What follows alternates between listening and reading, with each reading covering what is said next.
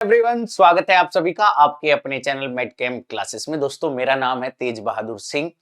मैंने अपना post graduation IIT Guwahati से पास आउट किया है। साथ ही साथ जो है मैं 7-8 वर्षों से आपको लगातार सीएसआईआर नेट केमिकल साइंस के लिए ऑर्गेनिक केमिस्ट्री और इनऑर्गेनिक केमिस्ट्री पढ़ाता हूँ। दोस्तों, मेरी भी नेट में बहुत अच्छी रैंक आई है। इस बार जो हम बात करेंगे कि आप अपनी कैसे अच्छी रैंक नेट जो ये आपका जून 2026 में एग्जाम होने वाला है, ये इसमें 6 महीने के अंदर किस प्रकार से तैयारी करके अपनी रैंक सिक्योर कर सकते हो, बहुत अच्छे मार्क्स ला सकते हो। दोस्तों, एक एक करके जो है हम बात करेंगे। आपको ध्यान से समझना है पहले नेट का एग्जाम होता क्या है। तो देखिए, नेट क्या होता है? National eligibility test. ये जो है एग्जाम कौन स्टूडेंट दे सकते हैं? जो अपने पोस्ट ग्रेजुएशन में है, मतलब एमएससी कर रहे हैं, वो अपना ये एग्जाम दे सकते हैं। या जिनका जो है वो 4 ईयर का ग्रेजुएशन होता है, वो भी इस एग्जाम को अपने जो है वो अटेंड कर सकते हैं। दोस्तों, अगर हम नेट की बात करते हैं तो नेट के क्या क्या फायदे हैं? तो दो सबसे महत्वपूर्ण फायदे ये हैं कि एक तो आप एलएस जो है वो क्वालिफाई करते हो तो लेक्चरशिप के लिए, मैं कहूं असिस्टेंट प्रोफेसर के लिए एलिजिबल हो जाओगे। दूसरा जो है, अगर कहीं आप पीएचडी में एडमिशन लेते हो तो आपको जो है वो जेआरएफ अगर आपका क्लियर होता है तो आपको जो है 37,000 जो बाद में बढ़ के 42,000 जो है आपको स्टाइफंड मिलता है। तो चलिए भाई, एक एक करके बात करते हैं। देखिए, कभी भी हम किसी एग्जाम की प्रिपरेशन कर रहे हो तो सबसे जरूरी है उसका सिलेबस। अगर मैं सीएसआईआर नेट के सिलेबस की बात करता हूं तो देखिए, मैं आपको मोटा मोटा जो है वो सिलेबस बताता हूं। ऑर्गेनिक केमिस्ट्री की बात करते हैं तो जनरल ऑर्गेनिक केमिस्ट्री, साथ ही साथ आईयूपीएससी आती है, और जो है आपका जो है एरोमेटिसिटी, फिर reactive intermediate, reaction mechanism, stereochemistry, फिर reagent chemistry, name reaction, pericyclic, photocyclic, heterocyclic, फिर जो है उसके बाद नेचुरल प्रोडक्ट जिसमें आप amino acid, carbohydrate, nucleic acid पढ़ते हो। फिर जी उसके बाद जो है वो हमारी आती है ऑर्गेनिक स्पेक्ट्रोस्कोपी। ये है आपका ऑर्गेनिक का एक सिलेबस। अगर हम इनऑर्गेनिक की बात करते हैं तो इनऑर्गेनिक में आप chemical bonding, main group chemistry, periodicity, उसके बाद जो है coordination chemistry, organometallic chemistry, bio inorganic, acid and base, और साथ ही साथ जो है वो इनऑर्गेनिक स्पेक्ट्रोस्कोपी। ये जो है आपका इनऑर्गेनिक केमिस्ट्री का सिलेबस है। अगर हम फिजिकल केमिस्ट्री की बात करते हैं तो quantum chemistry, electrochemistry, mole concept थोड़ा आपको आइडिया होना चाहिए बस, ताकि आपके लिए फिजिकल केमिस्ट्री इजी हो जाए। इलेक्ट्रोकेमिस्ट्री, फिर इसके बाद chemical thermodynamics, statistical thermodynamics, group theory, polymer chemistry, और जी आपका रेडियो एक्टिविटी। ये जो है वो फिजिकल केमिस्ट्री के आपके मोटे मोटे टॉपिक हैं। देखिए, आप लिखे हुए भी हैं, यह सारी चीज वही लिखी हुई है जो मैंने आपको बताई है। यहाँ सारी चीज जो है वो वही लिखी हुई है। अच्छा, इसमें मोलिकुलर स्पेक्ट्रोस्कोपी जो है हमारा और रह गया था, तो मोलिकुलर स्पेक्ट्रोस्कोपी ये जो है हमारा फिजिकल केमिस्ट्री का सिलेबस है। Solid state, colloids and surface. ठीक है जी। अगर हम बात करते हैं दोस्तों, ये जो है मैं ऑर्गेनिक केमिस्ट्री का आपको बताया हूं। अगर हम बात करते हैं तो देखिए, अभी हमारे पास जो है वो 6 महीने है, 6 मंथ का हमारे पास टाइम है। अगर हम अच्छे से प्रिपरेशन करें तो हम जो है वो जेआरएफ इजीली क्वालिफाई कर सकते हैं। वो कैसे? आप जरा थोड़ा एग्जाम को समझिएगा। एग्जाम जो है वो आपका 3 पार्ट में आता है। एक जो है वो पार्ट ए रहता है जिसमें आपके 20 क्वेश्चन रहते हैं, जिसमें से आपको 15 करने होते हैं। अगर टोटल मार्क्स की बात करूं तो भाई टोटल मार्क्स जो है वो कितने आ गए? 40 मार्क्स का है टोटल। ठीक है। ऐसी जो हमारा पार्ट बी रहता है, तो पार्ट बी में जो है वो आपके 40 क्वेश्चन रहते हैं। इसमें से आपको जो है वो 35 क्वेश्चन करने होते हैं। और कितने मार्क्स का है अगर मैं टोटल बात कर रहा हूं तो ये हो गया हमारा 80 मार्क्स का। टोटल की मैं बात कर रहा हूं। ऐसे जो है जो हमारा सबसे मेन इसमें रहता है वो रहता है दोस्तों पार्ट सी। पार्ट सी में आपके 60 क्वेश्चन रहते हैं। इसमें से आपको जो है वो 25 करने होते हैं। और ये टोटल मार्क्स कितने रहते हैं? 240 नंबर का, 4 नंबर का एक क्वेश्चन। अब यहां जो है थोड़ा सा मैथ समझिए दोस्तों। अगर हम इन्हें टोटल कर देते हैं तो ये बनता है हमारा 360, 360। 360 नंबर का आपको पेपर मिल रहा है। और 360 में से आपको जेआरएफ क्लियर करने के लिए कितने मार्क्स लाने होते हैं? तो मैं जनरल के लिए जेआरएफ के बता देता हूं। जेआरएफ को जो है जनरल के लिए लगभग जो है वो 110 नंबर लाने होते हैं।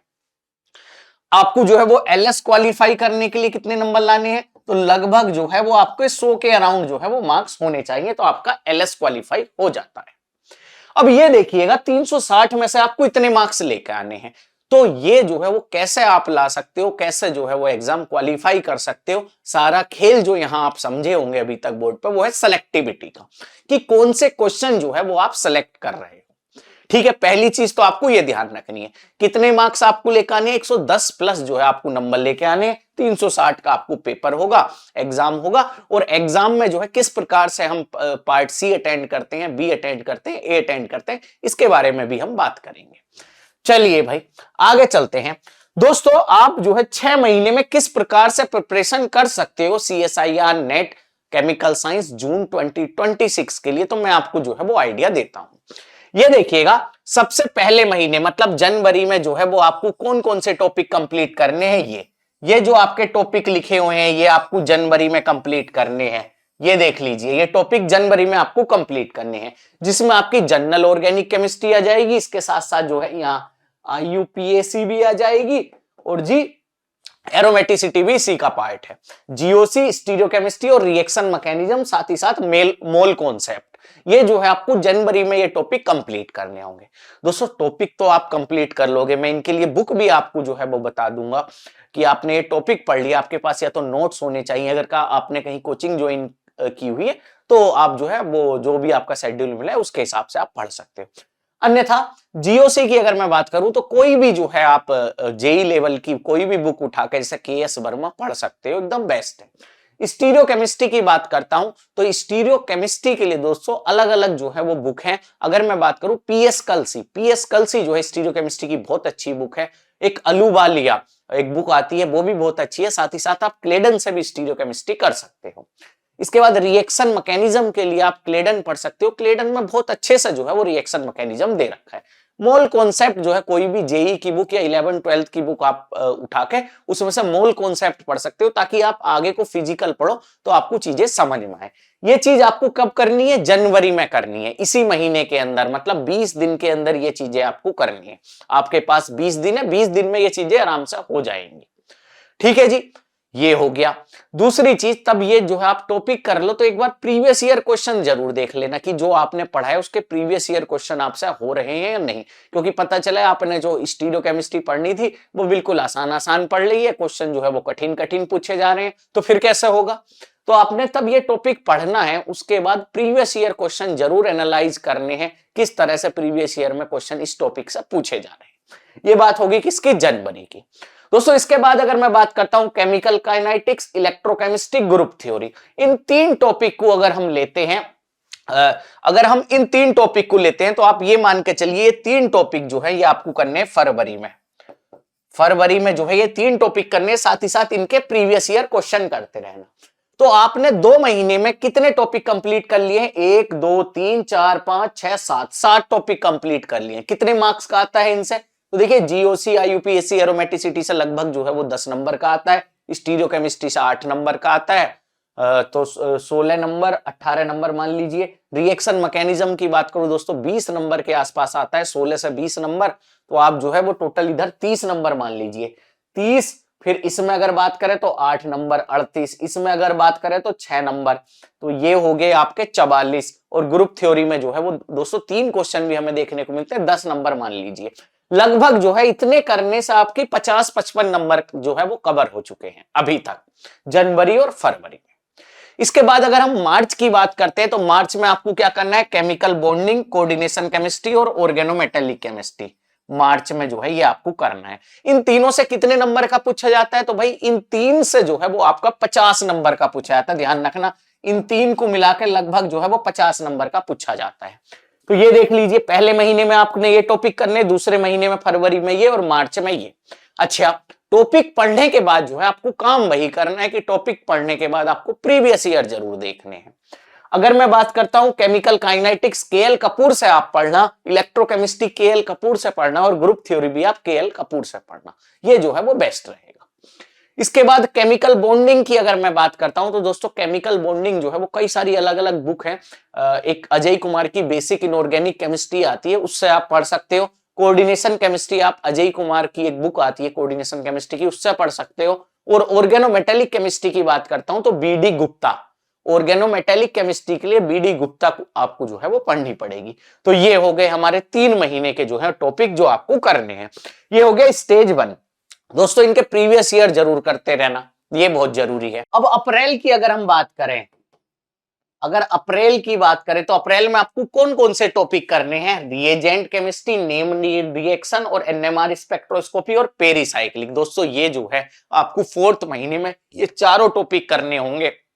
अब आपको चीजें भी समझ में आने लगी होंगी। ये टॉपिक आपको करने होंगे। रिएजेंट केमिस्ट्री आप जो है वो क्लेडन से कर सकते हो, साथ ही साथ कैरोथर से कर सकते हो। नेम रिएक्शन जो है वो आप क्लेडन से करना। इसके बाद एनएमआर स्पेक्ट्रोस्कोपी की बात करता हूं तो पाविया, एनएमआर स्पेक्ट्रोस्कोपी के लिए पाविया जो है वो आप पढ़ना। वही हम पेरिसाइक्लिक और फोटोकेमिस्ट्री भी इसके साथ इंक्लूड है। फोटोकेमिस्ट्री की बात करते हैं तो जी आप जो है वो जगदम्बा सिंह से पढ़ना। तो ये जो है आपके टॉपिक हो गए किसके? अप्रैल के। करना क्या है? ये टॉपिक पढ़ने के बाद इसके प्रीवियस ईयर आपको सोल्व करने हैं। अप्रैल के बाद जो है वो हम जाते हैं मई में जाते हैं। मई में कौन कौन से टॉपिक आपको करने हैं? Physical spectroscopy, thermodynamics, quantum chemistry, solid state, polymer और सरफेस। ये आपको मई में करना है। और साथ ही साथ जो है वो मई में आपको क्या स्टार्ट कर देना है?